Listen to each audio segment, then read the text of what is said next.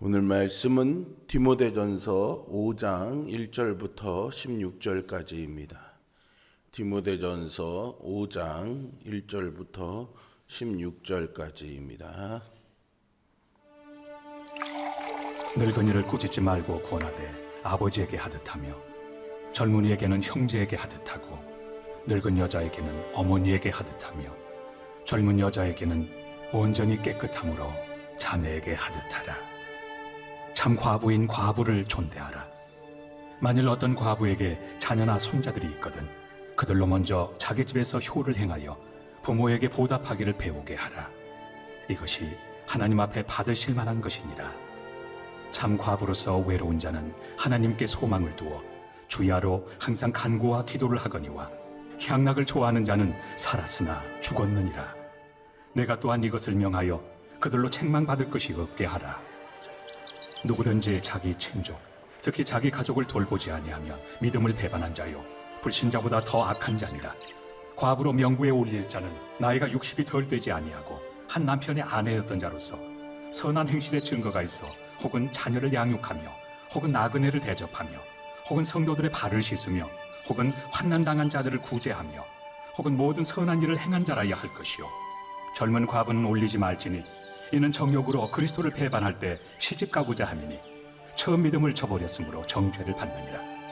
또 그들은 게으름을 익혀 집집으로 돌아다니고 게으를 뿐 아니라 쓸데없는 말을 하며 일을 만들며 마땅히 아니할 말을 하나니 그러므로 젊은이는 시집가서 아이를 낳고 집을 다스리고 대적에게 비방할 기회를 조금도 주지 말기를 원하노라. 이미 사탄에게 돌아간 자들도 있도다. 만일 믿는 여자에게 과부 친척이 있거든 자기가 도와주고 교회가 짐짓지 않게 하라.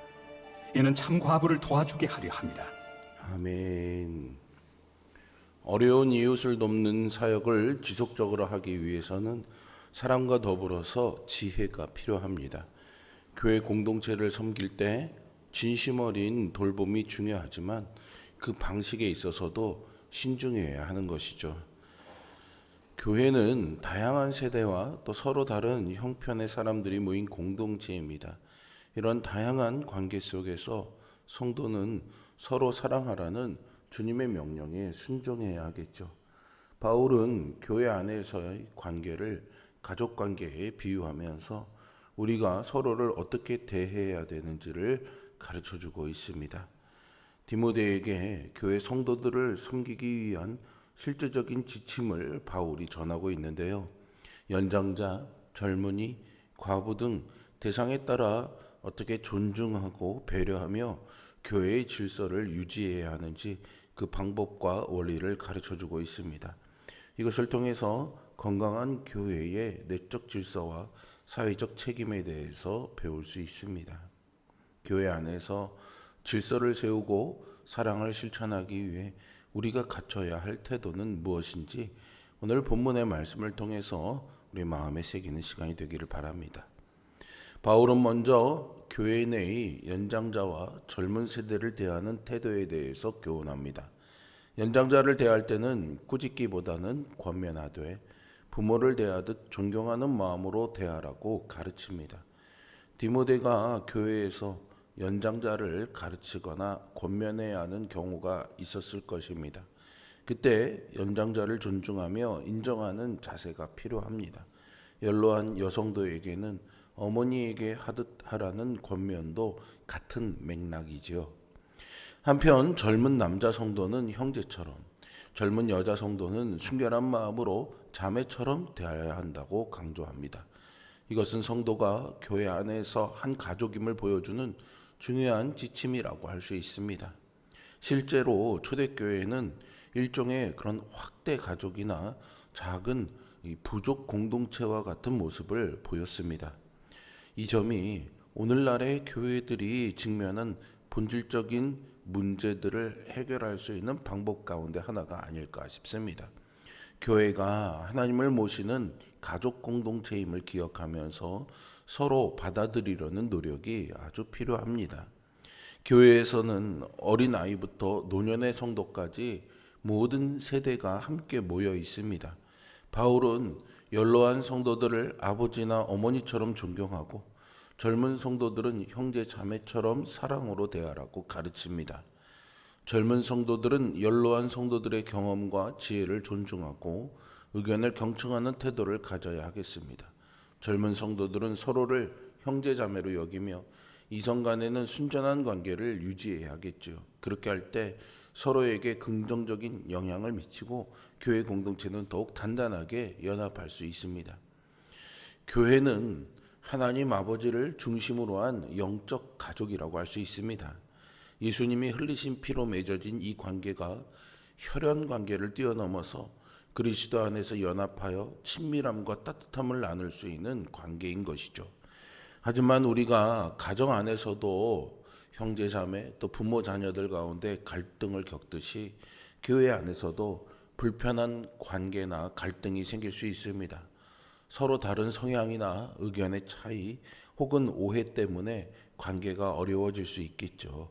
어떤 사람은 갈등이 생겼을 때 교회를 옮기는 것이 최선의 방법이라고 생각하기도 합니다. 그러나 떠나는 것으로 해결이 될 수는 없습니다. 갈등 속에서도 서로의 약점을 품고 사랑하려고 노력할 때 우리의 인격이 다듬어져 진정한 사랑의 사람으로 빚어지게 됩니다. 우리는 이런 과정을 통해서 진정한 가족 관계로 발전해야 합니다. 하나님은 이렇게 하나된 교회를 사용하셔서 그리스도의 복음을 전하는 역사를 이루실 것입니다. 이어서 교회 공동체가 과부를 어떻게 돌봐야 하는지를 바울은 디모데에게 전하고 있습니다. 바울은 먼저 참 과부, 그러니까 의지할 곳 없는 그런 외로운 과부를 존중하고 돌보라고 하죠. 그러나 자녀나 손자들이 있는 경우에는 그들이 가족을 부양하도록 해서 교회의 재정 부담을 줄여야 한다고 말합니다. 바울 당시에 과부들의 처지는 매우 열악했습니다. 당시 사회에서 여성은 남성에게 종속되었기 때문에 남편을 잃은 과부들은 경제적, 사회적으로 매우 취약한 상황에 놓일 수밖에 없었죠. 바울은 이런 과부들을 돌보는데 교회가 적극적으로 나서야 한다고 가르칩니다. 한편 바울은 교회에 등록될 과부의 자격 요건을 구체적으로 제시합니다. 60세 이상으로 한 남편의 아내였으며 선행의 증거가 있는 자여야 한다고 말합니다. 젊은 과부의 경우에는 재혼하여 가정을 이루고 자녀를 낳아 가정을 다스리도록 권면합니다.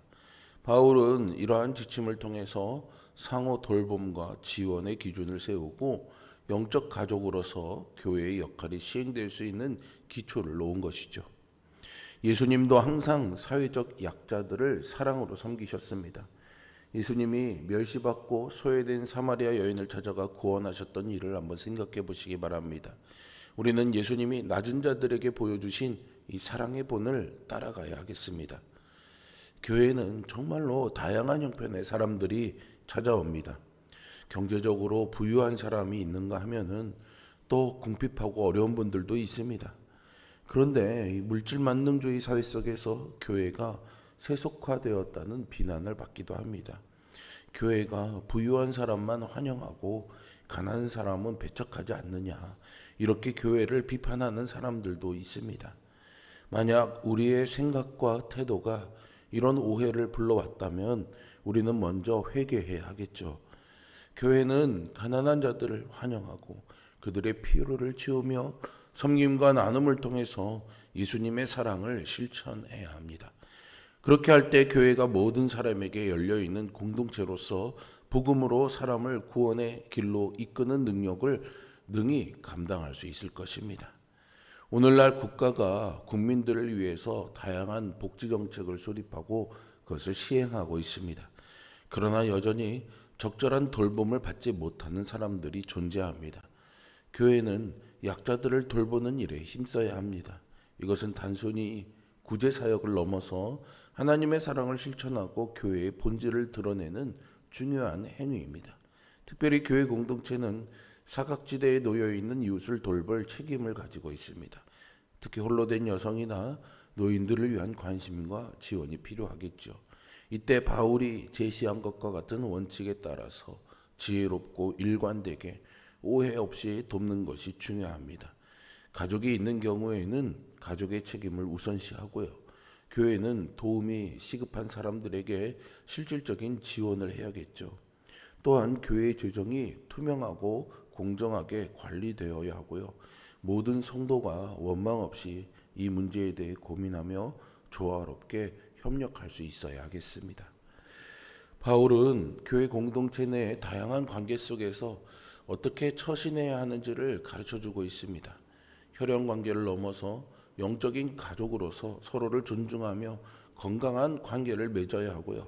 교회는 도움이 필요한 참 과부를 돌보되 지혜롭게 원망 없이 원칙을 지키며 대해야 합니다. 이렇게 모든 성도가 서로를 존중하고 배려하며 지혜롭게 공동체를 섬기고 도울 때 이 땅에서도 천국을 누리는 하늘 가족으로 살게 될 것입니다. 하나님의 공동체는 사랑으로 세워지지만 그 사랑은 질서와 책임 안에서 빛을 발휘합니다. 사랑의 돌봄과 섬김에도 지혜가 필요한 것이죠.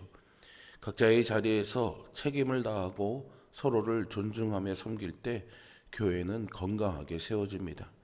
하나님이 그런 공동체를 통해서 당신의 뜻을 이루어 가실 줄로 믿습니다. 여기는 우리 모두가 이러한 사랑을 실천하는 하나님의 사람으로 공동체를 든든히 세워가며 하나님 사랑하는 그런 이웃 사랑의 사람으로 살아가기를 주님의 이름으로 축원드립니다. 기도하겠습니다. 전능하시고 살아계신 아버지 하나님, 오늘도 우리에게 말씀을 통해 건강한 교회의 섬김과 나눔에 대한 지혜를 주시니 감사합니다. 방법과 원칙을 잘 따라가되 하나님께서 모든 이들을 사랑하시는 그 사랑의 근본의 마음을 잊지 아니하고 형편과 상황을 잘 돌아보며 지혜롭게 내 주변의 이웃들을 사랑하며 섬기고 돌보는 우리 교회, 우리 성도들이 될 수 있는 은총을 허락하여 주시옵소서. 혹여나 어려움 가운데 있는 성도들이 있다면 하나님께서 그들을 도우시고 함께 하시는 귀한 역사를 보게 하여 주시옵소서. 무더위와 또 비 소식에 하나님 우리 성도들의 건강과 안위를 지켜주시고 늘 강건하게 이 여름 보낼 수 있도록 함께하여 주시옵소서. 예수 그리스도의 이름으로 기도합니다. 아멘.